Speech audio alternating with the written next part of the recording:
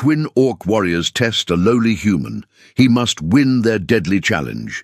There is a particular kind of silence that only exists in the space between two armies, not the silence of an empty field, not the silence of a sleeping village.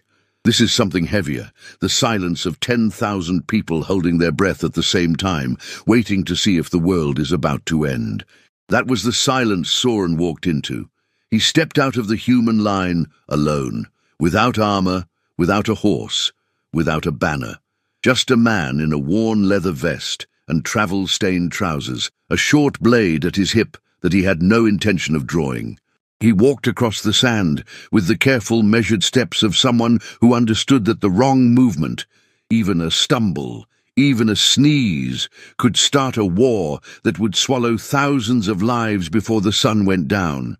The desert between the two armies was enormous and merciless. The sand was the color of old bone, and the heat rising from it distorted the air so that the distant orc warband seemed to shimmer like a fever dream. Soren could feel the sun pressing down on the back of his neck like a hand trying to push him into the earth. He kept walking. Behind him, he could feel the eyes of every human soldier burning into his back. He could hear, just barely, the voice of Captain Dreve screaming at him to come back, that this was suicide, that no one had authorized this, that he was going to get himself killed and drag them all into a slaughter. Soren did not look back. Looking back would have been easier. Looking back would have meant he still believed there was a way out that didn't involve crossing this sand. There wasn't. He knew what was waiting for him at the orc line. Everyone did. The stories about the twin warriors of the Dusk Sand Horde had reached every tavern, every barracks, every frightened village between here and the eastern coast. Two orc women, identical as reflections in dark water, who had never lost a battle, never lost a duel, never once shown mercy to an enemy who did not deserve it. The kind of warriors that empires built their nightmares around. He kept walking anyway. At roughly the halfway point between the two armies, close enough to the orc line now that he could see individual faces, could make out the glint of axe blades in the harsh afternoon light. He stopped. He did what the old protocols demanded. He knelt on one knee. He pressed his palms together in front of his chest. He bowed his head, and then he waited. The sand was hot enough to burn through the knee of his trousers. He barely noticed. He was too busy listening for the sound of something large moving toward him and trying to remember how to breathe correctly when every instinct he had was screaming at him to run. He heard them before he saw them. Not footsteps. The sand swallowed footsteps. What he heard was the sound of two sets of armor moving in perfect synchronization. The slight jingle of chainmail, the creak of leather straps, the particular rhythm of two people who had trained together so long that their bodies had stopped being separate things and become one motion split between two frames. He kept his head down. "Look up, human!" The voice was low, flat, and carried the particular weight of someone who had never once in their life needed to raise it to be heard. Soren looked up. There were two of them, standing close enough that he could have reached out and touched either one without fully extending his arm. They were not what he had expected, which was its own kind of shock. He had expected enormous. He had expected monstrous. He had expected the kind of physical presence that makes a man feel like a child. What he had not expected was how similar they looked to something almost human, and how much more unsettling that was than if they had looked completely alien. Vara stood on the left. Her skin was the deep, rich green of forest moss in shadow, darker across her shoulders and forearms where old scars had healed thick and slightly raised, like tree roots pushing through the surface of the earth. Her hair was black and long, pulled back with a strip of dark leather. Her tusks, the two lower ones that curved up past her lips, were slightly asymmetrical, the left one fractionally longer than the right, the tip worn smooth in a way that suggested she had run her tongue across it 10,000 times while thinking. Her armor was good iron, not ceremonial, practical, dented in places, repaired in others. The eyes she fixed on Soren were the dark amber of old honey, and they were doing what eyes like that always do, measuring. Szeth stood on the right, same height, same architecture of face and bone. But where Vara's Pele was forest deep, Szeth's was the lighter green olive of sun-touched leaves, and where Vara's eyes were amber, Szeth's were the sharp, vivid yellow of a wolf looking at something it hasn't decided yet whether to eat. Her hair was short, cut close to her skull on the sides, and slightly longer on top, which made her jaw look wider, her tusks more prominent. She was smiling. That was the thing Soren noticed most. Vara was watching him with the careful attention of someone gathering information. Szeth was smiling at him the way a cat smiles at a mouse. Not because she was happy, but because she found the situation entertaining in a way that boded poorly for the mouse.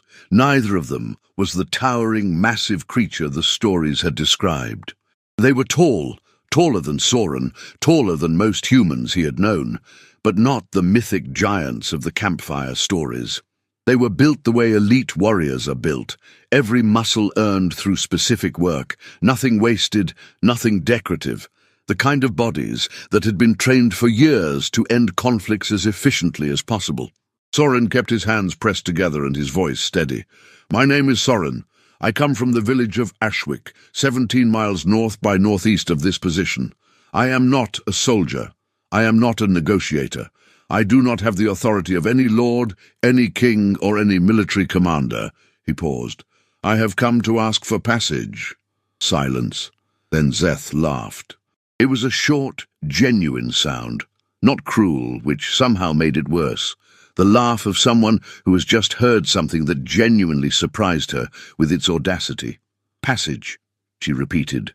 The word in her mouth sounded like she was turning it over, examining it from all sides. The human walked across the death field alone to ask for passage. "Yes," Soren said. "You understand?" Vara said, and her voice had the quality of stone speaking, "that we have been given orders to hold this ground, that your army stands between us and the eastern trade routes, that this is not a conversation we were expecting to have today." "I know," Soren said. "I'm sorry for the inconvenience." This time even Vara's expression shifted, just slightly, just at the corners of her eyes. Not amusement exactly, something more like recalibration. "What is in Ashwick," she said, "that is worth your life?"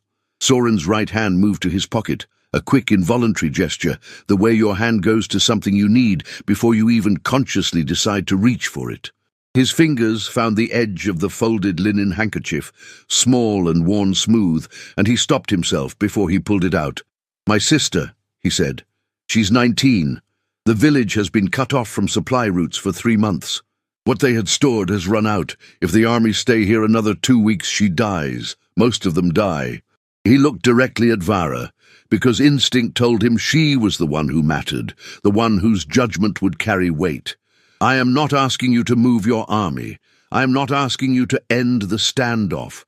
I am asking for a humanitarian corridor, a single road, guarded with restrictions you define, to allow supply wagons to reach Ashwick and civilians to leave if they choose." Vara looked at him for a long time. Then she looked at her sister. Something passed between them. Not words, not even expressions precisely, but the particular communication of two people who have spent every day of their lives in each other's presence and have developed a language below language. Szeth's smile faded. In its place came something more considered. "You understand," Szeth said, "that we don't make these kinds of decisions for small men with sad stories." "I understand. And you understand that the reason you're still breathing right now is because walking out here alone was either the bravest thing we've seen in 3 campaigns or the stupidest, and we haven't decided which yet." "I've been told it's usually both," Soren said. Szeth looked at Vara again. Vara looked at Soren for what felt like a very long time. The desert wind moved between them, carrying grit and heat and the distant smell of cook fires from both camps. Behind the orc line, Soren could see figures watching, hundreds of warriors, still as carved stone, waiting. "There is a way," Vara said finally, "that this conversation could continue." Soren felt something loosen in his chest. Not relief, too early for relief, but possibility. "Tell me." "Our people have a tradition," she said. "When an outsider makes a claim on our honor, When they ask for something that can only be given through respect, they must earn the right to be heard, not through strength. We are not interested in your strength." The look she gave him made clear that she had already assessed and filed away his physical capabilities, and they did not warrant further discussion. Through something rarer. "What's the tradition called?" Soren asked. "The Tharakvol," Tuvok said. Soren hadn't noticed the old orc approach. He was suddenly simply there, standing slightly behind and between the twins, as though he had always been there, and Soren had simply failed to register him. He was the largest of the three, though age had redistributed his mass in the way it does with old warriors. The explosive muscle of his prime years had settled into something denser, more architectural. His skin was the dark green-grey of stone in deep shadow. His face was a map of old decisions. His right hand, which he held casually at his side, had only 3 fingers, the ring and little finger gone at the second knuckle, the stumps healed smooth and pale as old ivory. He looked at Soren the way very old people sometimes look at the young, not unkindly, but with the particular patience of someone who has watched many things begin and end, and is no longer surprised by either. "The Tharakvol," Tuvok repeated, as if the word itself deserved to be said twice.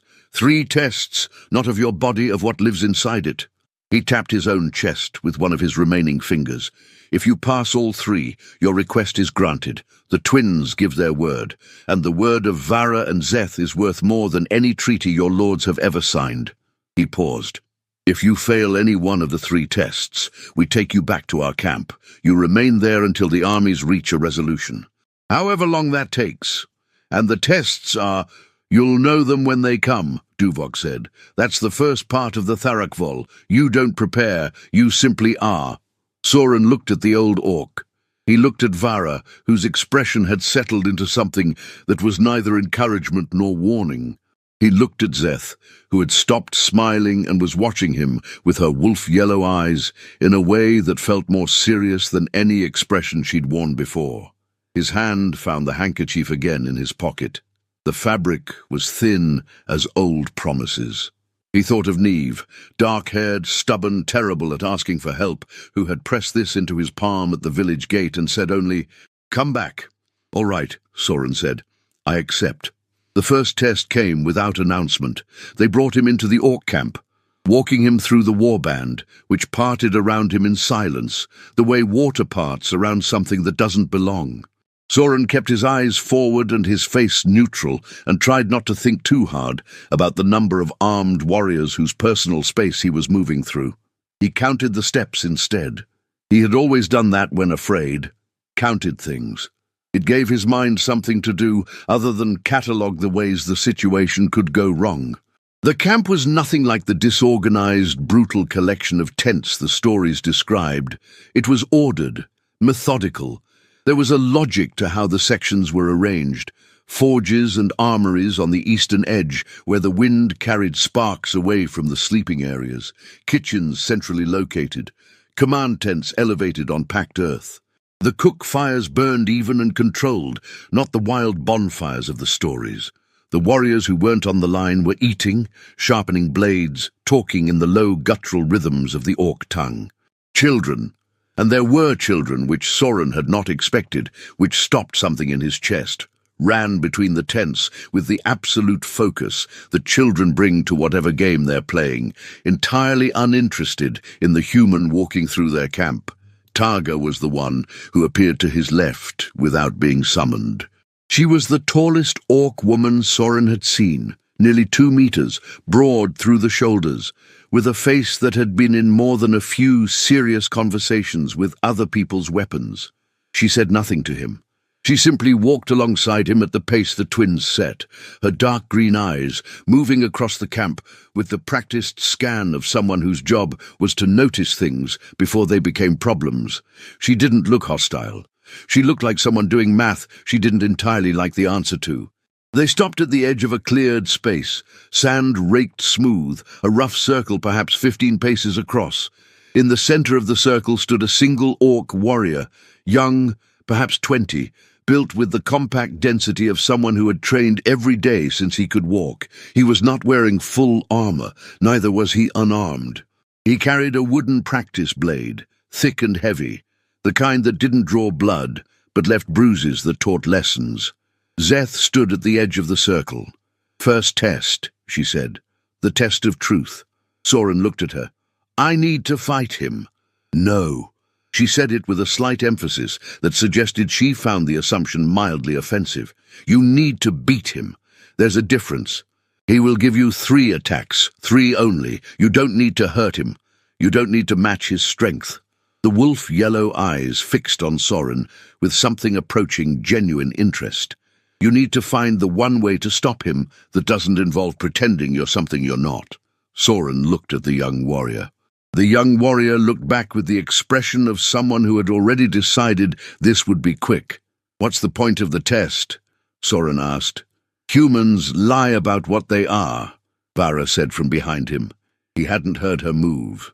"They pretend to be stronger than they are, braver than they are, more capable, less afraid. Our people have no use for what you pretend to be. We want to know what you actually are." She paused. "The test is whether you can win without lying, to us or to yourself." Soren stood at the edge of the circle. He took off his vest, folded it once, set it on the ground. He drew his short blade and held it loosely at his side, not in a fighting stance, just held it the way you hold a tool before you know what you're going to build.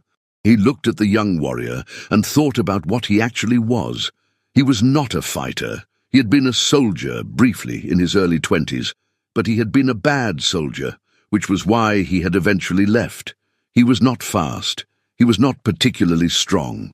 He had a scar on his chin from a fall off a market cart at age 15, and another on his left knee from a poorly handled hunting accident. He was 31 days away from his 29th birthday. He had not slept properly in 6 days. He was currently standing in the middle of an orc warband in a desert with no backup and a pocket handkerchief as his primary emotional support. What he was someone who had spent 8 years as a courier, crossing difficult terrain through hostile territories in conditions that killed other people, by being very, very good at reading situations and very, very fast at deciding which part of a situation to not engage with. The young warrior moved. He was fast. Genuinely fast, the kind of fast that comes from years of drilling specific movements until the body stops thinking and just executes. The wooden blade came in high, angled across, aimed at Soren's shoulder.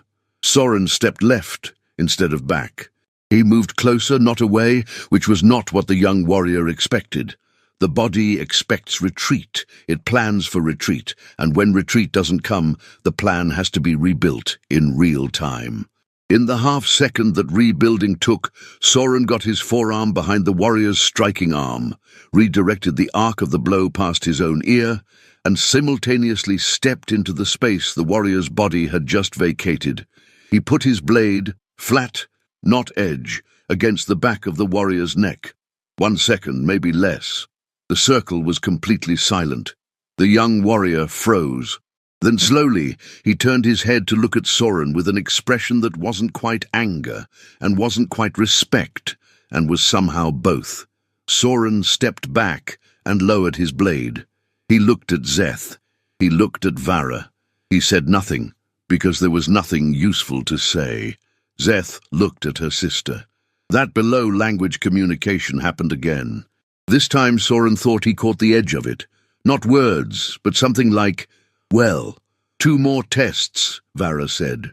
The second test came that evening, after the sun had dropped behind the desert ridgeline and the camp had shifted into its nighttime configuration. Fires lower, voices quieter, the particular settling sound of a large group of people moving from active to rest. They brought Soren to the command tent and gave him food. He ate it carefully, aware that refusing would be an insult, and that eating too fast would suggest he hadn't had enough. Orc camp food was exactly what he'd expected. Dense, heavily seasoned, with something bitter and aromatic that he didn't recognize. The meat cooked past what humans would consider done. He ate every bite. He did not make a face. This was not courage. This was the simple pragmatism of someone who had eaten worse. Szeth sat across the fire from him, cross-legged, watching him eat with the evaluative attention she seemed to give everything. "Your sister," she said. "Tell me about her." Soren looked up. "Is this the second test?" "Everything is the second test," Szeth said. "Or nothing is. Decide which answer scares you more and work backward from there." He set down the bowl. He thought about Neve, about how she looked when she was annoyed, which was most of the time, about the way she talked with her hands when she was excited about something, about the terrible embroidery she had done on the handkerchief currently sitting in his pocket. The waves all slightly uneven, the thread already fraying at the edges when she gave it to him because she had never been patient. Enough to do anything slowly. He pulled the handkerchief out. He set it on the ground between them. Szeth looked at it. The fabric was pale in the firelight, off-white linen, the blue thread of the wave pattern gone almost grey with age and handling. It was clearly someone's handmade attempt at a gift, and just as clearly the work of someone who was better at giving gifts than making them. "She's stubborn," Soren said.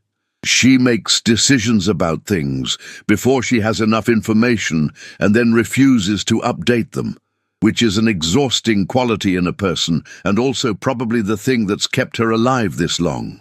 He paused. "She made that when she was 12. She decided she was going to embroider something for me, and she did not let the fact that she didn't know how to embroider slow her down at all. She just started doing it and finished it and gave it to me and told me it was perfect." He looked at the handkerchief. "I told her it was perfect too." Szeth looked at him. The wolf-yellow eyes were not hard right now. They were something else. Still measuring, but measuring something different than before. "Why?" she asked. "Because she was 12, Soren said, and because it was perfect. Just not in the way she thought." Szeth reached out and picked up the handkerchief. She held it in her hand, which was larger than Soren's by a significant margin, the fingers thick and calloused, the knuckles heavy, and turned it over once, studying the uneven waves and the fraying thread. Something moved across her face, gone too fast to name, but real. She set it back down carefully, smoothed one corner with her thumb, and pushed it back towards Soren. "Why are you the one who came?" she asked. "Not a soldier, not a diplomat. Why you?" "Because no one else was going to," he said. "That's not an answer. That's an observation. It's both." He picked up the handkerchief, folded it the way he always folded it, 3 times, the waves facing inward, and put it back in his pocket. "There are people in Ashwick who are braver than me. There are people who are stronger and better trained and more qualified to stand in front of a warband and negotiate. None of them walked across the sand today." He met her eyes. "I did." "That's the only answer I have." Szeth was quiet for a while. The fire crackled between them, and the camp sounds moved around them in their nighttime rhythms. "You're afraid," she said finally. Not an accusation. An observation with no judgment attached to it. "Yes. You've been afraid since you left the human line." "Since before that," Soren said. "Since I decided to do this. And you still came?" "Yes." Szeth looked at him for a long moment. Then she nodded once. Short, definitive, the kind of nod that closes a subject. Vara appeared at the tent entrance. She looked at her sister first, then at Soren. Something passed between the twins, that wordless exchange, and Vara's expression shifted by a fraction. "Tomorrow," Vara said. "The third test at dawn." Soren slept on the ground outside the command tent. Targa sat nearby, not quite guarding him, not quite ignoring him. At some point in the night, Soren was not quite asleep, but not quite awake. She spoke. "The first human who tried the Tharak Vol," she said into the darkness, as if she was talking to the air and he happened to be in the way, "ran on the second test. We never found out what he ran from, just looked at Vara and ran." A pause. "The second one made it through all 3. He is a trade partner of the Horde now, has been for 11 years. Soren didn't respond. "I'm telling you this," Targa said, "not because you asked, you didn't. I'm telling you because you should know the Tharak Vol has produced one outcome other than failure. One." Another pause, longer. I don't know what the third test will be, but I know what it will ask." "What will it ask?" Soren said. "Whether you understand the difference," she said, "between courage and stubbornness." She said nothing more after that. Eventually, the camp sounds faded further, and the desert night settled into its cold, clear dark, and Soren lay on his back, looking at more stars than he had ever seen from inside a city, and thought about the difference between courage and stubbornness, and whether he had ever truly known which one he was operating on. Dawn came without ceremony. The desert made no distinction between night and morning. The darkness simply began retreating across the sand until the sky in the east went from black to deep purple to a flat, burning orange that promised another day of merciless heat. Vara came for him before the camp had fully woken. She was already in armor. She always seemed to be already in armor, Soren thought, as though she had simply been born wearing it. She led him to the eastern edge of the camp, past the armory fires that were already beginning to rouse for the day's work, past the cook stations where the smell of roasting grain and something spiced was just beginning to drift through the cold morning air. They stopped at a place where the camp ended and the open desert began, a kind of threshold defined by nothing more than the absence of tents and the presence of unbroken sand stretching toward the ridge. Szeth was already there, standing, waiting. Her expression was the most serious Soren had seen it, not the sharp amusement of yesterday, not the evaluative quiet of the firelight conversation. Something settled, something that had been decided. Tuvok was there too, standing slightly apart, his three-fingered hand resting at his side. Soren stopped and waited. "The third test," Vara said, "is not a test you take." She looked at him steadily. "It's a test you make a choice about." "Tell me," Soren said. Szeth turned to look at the ridge. "3 days ago," she said, "our scouts found something on the eastern approach, a small group of civilians. Ashwick civilians. They were attempting to move along the ridge road, trying to get to the supply junction on the far side before the armies sealed it completely." She paused. "They didn't make it. They're currently sheltering in the ruins of the old way station at the foot of the northern ridge. 3 kilometers from here. 4 adults, 2 children. They have no food. They have very little water. The canyon road behind them is controlled by a third party, a bandit company that moves into the gaps between armies, and they cannot go back without protection." Soren felt the information land in him the way heavy things land. Not a shock. He had known things were bad in Ashwick, had known people were trying to flee. But hearing it specified, 4 adults, 2 children, 3 kilometers, no food, made it solid and heavy in a way that abstract knowing didn't. "The test," Vara said, "is this. We can send a detachment to bring them safely to neutral ground. Free of charge, no conditions." She held his gaze. "Or you can go yourself now, alone, and bring them back. If you go, you risk the bandits, you risk the terrain, you risk the possibility of not coming back." Soren looked at her. "What's the test? Why would the test be whether I go alone when you're offering to do it for free?" "Because," Tuvok said from his position slightly apart, his voice carrying the particular weight of someone who has said things like this before and knows the moment they land. "The test is not whether you go. The test is whether you can accept help." Soren stopped. "Humans who come to us," Tuvok said, "do so in one of 2 ways. They come with the arrogance of those who believe they are doing us a favor by not killing us, or they come with the pride of those who would rather die trying alone than accept that they might need what we can offer." He tilted his head slightly. "Both are forms of the same thing. Both say, 'I cannot allow myself to be in your debt.' Both say, 'I would rather fail on my own than succeed beside you.'" He turned his 3-fingered hand over, palm up, in a gesture that was somehow both simple and enormously dignified. "The Tharak Vol is 3 tests. The first asks, 'Do you know what you are?' The second asks, 'Do you know what matters to you?' The third asks, 'Can you put those 2 things together and accept that sometimes the bravest thing is to say yes when someone offers to help?'" The desert held its silence around them. Soren stood very still. He looked at Vara, he looked at Szeth, he looked at Duvok's open hand.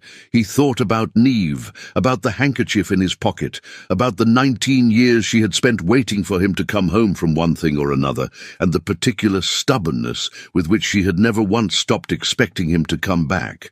He thought about crossing the sand yesterday, the weight of all those eyes, the sound of his own heartbeat, the counting of steps. He thought about every moment in his life when he had done something hard and alone and called it courage, when maybe sometimes it had been something closer to pride, wearing courage's clothes. He thought about 4 adults and 2 children in a way station 3 kilometers away, with no food and no water and bandits on the road behind them. He let out a breath. "Send the detachment," he said. "Please." Vara looked at him for a long time. Her dark amber eyes were unreadable in the way deep water is unreadable. You know there's something under the surface, but the light doesn't go far enough to show you what. Then she nodded. It was Szeth who moved first. She turned to 2 warriors nearby and gave orders in the Orc tongue. Quick, precise, the language used for operational instructions, no room for ambiguity. The warriors moved. Within 3 minutes, a detachment of 8 had assembled and was heading east toward the ridge at the kind of measured pace that covers ground efficiently without wearing out legs you might need later. Targa was among them. She didn't look at Soren as she passed, but her pace slowed by the smallest fraction when she drew level with him, just enough that it might have been a nod, translated into movement. Soren stood and watched them go. He became aware that Vara was standing beside him. She was close enough that he could feel the warmth radiating from her. Orc body temperature ran higher than human, something he hadn't known until this moment when the warmth was right there, tangible, oddly like standing near a low fire. The second person to complete the Tharakvol, Vara said quietly, stood in this same place. He also chose to accept the help. She paused. He cried afterward. He thought we would see it as weakness. Another pause, longer. We didn't. Soren looked at her. What did you see it as? Honesty, she said, which is rarer than strength and harder to fake. It took the detachment 4 hours to reach the way station, negotiate with the bandit company's outer scouts, who, faced with 8 armed Orc warriors in a position of obvious tactical advantage, decided that principle was a luxury they couldn't afford on a mercenary salary, and returned to camp with the 6 civilians. They were thin, they were exhausted. They had the particular hollow-eyed look of people who have been afraid for longer than fear is supposed to last. 2 of the adults were an older couple, grey-haired, holding each other's arms. One was a young woman, barely older than Neve, with a child on her hip. The last adult was a man about Soren's age, who had clearly been trying to hold everyone together through sheer force of anxious competence and was very close to the end of his resources. The 2 children, a girl of perhaps 7 and a boy of maybe 5, were still capable of running, which children somehow always are, and they immediately began investigating the camp, with the complete lack of self-preservation instinct that is one of childhood's few genuine gifts.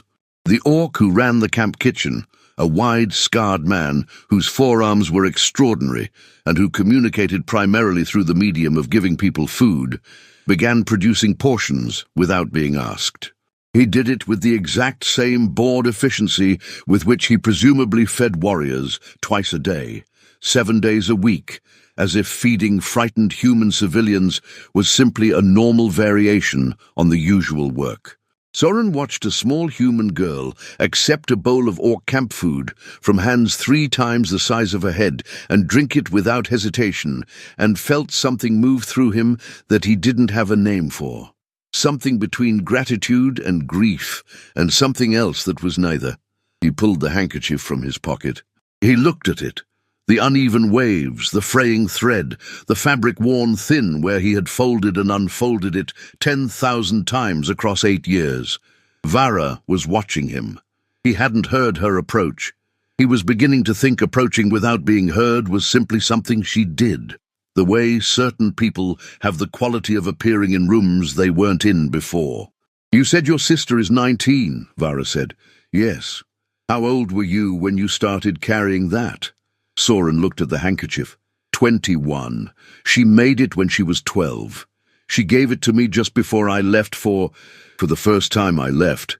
He folded it, unfolded it. I've left 7 times since then. She gives it back to me every time. Vara was quiet for a moment. Szeth and I had a brother, she said. The past tense arrived without ceremony, without softening. Just had. He was younger, not by much. 3 years. He was different from us. Not a warrior. He had a kind of... She paused, as if the word she wanted was in a language she didn't speak natively. A kind of softness, not weakness, just softness. He felt things more than most orcs allow themselves to. She looked at the camp around them, at the orderly rows of tents, at the cook fires, at the children who had forgotten to be afraid and were now engaged in some kind of running game with 2 young orc warriors who had been assigned to watch them and were visibly uncertain about the assignment. He died 4 years ago. Fever. Not in battle. Just fever.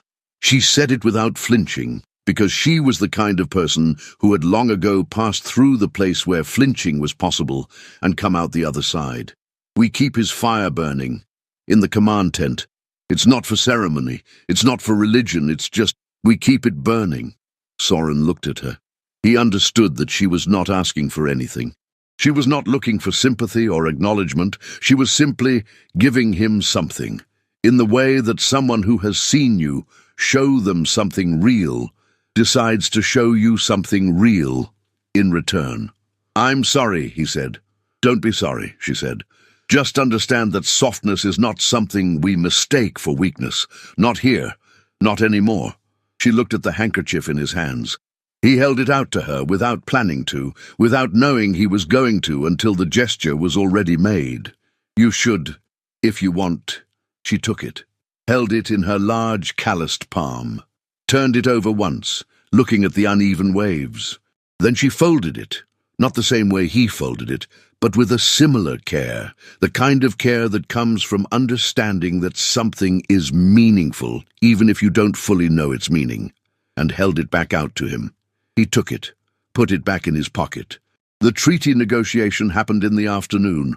Vara and Szeth, with 2 of their senior officers on one side, a hastily assembled delegation from the human camp who arrived looking baffled and underprepared and were clearly working very hard not to show it, on the other, with Soren sitting at the edge of it as a kind of living evidence that the conversation was possible.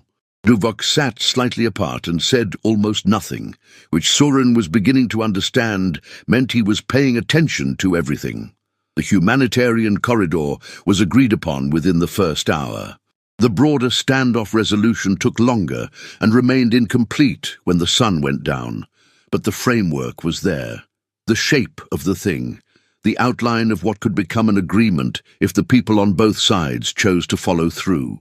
Soren sat through all of it and said nothing unless directly asked, which was twice. Both times he said exactly what was true and nothing more. When it was over, when the human delegation had returned to their camp and the orc officers had dispersed to their duties, Vara came to stand beside him one last time. The camp was moving into its evening rhythm around them. Cook fires rising, the low, rolling sound of orc voices in conversation. Somewhere in the center of the camp, someone was playing a drum, not a war drum, something smaller, a practiced, repetitive rhythm that was more like thinking out loud than music. You're free to go, Vara said. The corridor will be open by tomorrow morning. Supply wagons can reach Ashwick within 2 days, if they move now. The civilians we collected today will be transferred to neutral ground at dawn. Soren nodded. Thank you.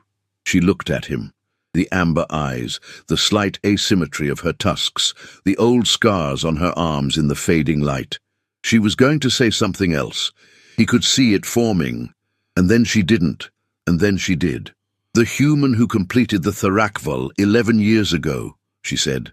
He comes back sometimes, not on business, just comes, brings food sometimes, sits with Tuvok, plays badly at a bone game Szeth tries to teach him every visit and fails to learn every time. A pause. He said once that the Tharakval was the first time in his life he had ever been tested on who he actually was, rather than who he was supposed to be. She looked at the desert, at the ridge darkening against the evening sky. He said it was the most frightening thing that had ever happened to him. "I believe him," Soren said. She almost smiled. He saw it, the very edge of it, just at the corner of her mouth, lasting perhaps half a second before it was gone. "Your sister made that thing when she was 12, she said, nodding at his pocket. "With bad thread and worse technique." She paused. "Go home to her." He walked back across the desert in the last of the light. The sand had cooled, and his footsteps made soft sounds in it, and the sky above him went from orange to violet to the deep blue that lives just before full dark. Behind him the orc camp glowed with firelight. Ahead of him the human camp glowed with firelight.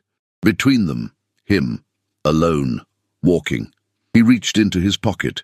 His fingers found the handkerchief, the thin fabric, the fraying thread, the uneven waves Niamh had embroidered when she was 12 years old and hadn't known how to embroider and had done it anyway. He counted his steps the rest of the way home. Captain Dreve met him at the human line with an expression that travelled through relief, confusion, anger, and reluctant respect in roughly 5 seconds. Soren held up a hand before he could speak. "The corridor opens tomorrow morning," Soren said. "Get the supply wagons ready tonight." He walked to the small tent at the rear assigned to Niamh. She had refused to stay in Ashwick, which surprised no one who knew her.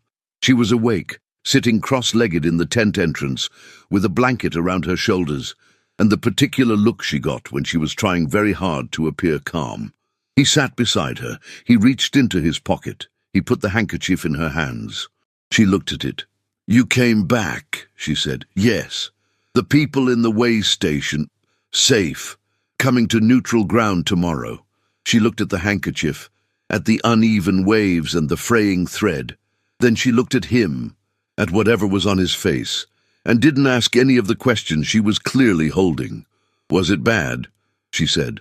He thought about standing in the desert between 2 armies, about stepping forward instead of back, about Szeth's wolf-yellow eyes across a fire, about Duvok's open hand, about saying yes, about Vara holding the handkerchief, carefully, with the care of someone who understood something without being told what it was.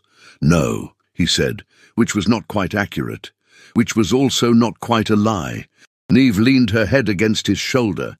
The blanket was thin, and she was still too cold, and in 2 days there would be supply wagons, and none of the problems would be solved, but the shape of a solution would be there, which is the most you can ask for. He put his arm around her shoulders. They sat until the stars came out, more than you can ever see from inside a city, more than enough. Some things don't resolve. Some distances don't close. 2 armies were still in a desert. 2 worlds were still divided by sand and history and centuries of deciding that different meant dangerous. But somewhere between those worlds, a conversation had happened. An old orc with 3 fingers had held out his hand. A man with a pocket handkerchief had said yes. You build a bridge, 1 stone at a time. You don't get to see it finished, but you get to put down the first stone. The drums in the orc camp carried across the desert on the night wind. Steady, measured, not war drums, something quieter. The rhythm of people who have survived another day and intend to survive the next. Soren listened until his sister fell asleep. He kept listening after that. And that's where we leave Soren, Vara, Szeth, and maybe where we leave all of us, really, standing at some border between what we fear and what we need, deciding whether the bravest move is to push through alone or to say yes when a hand is offered. If this story moves something in you, if you found yourself thinking about courage, about pride, about the things we carry in our pockets and what they mean, then subscribe to Orcbound Tales. There are more stories like this one waiting. Stories about impossible meetings, about the weight of honor, about the things that happen when 2 worlds stop fighting long enough to look at each other. Leave a comment below. What would you have done? Would you have sent the detachment or gone alone? We'll see you in the next story.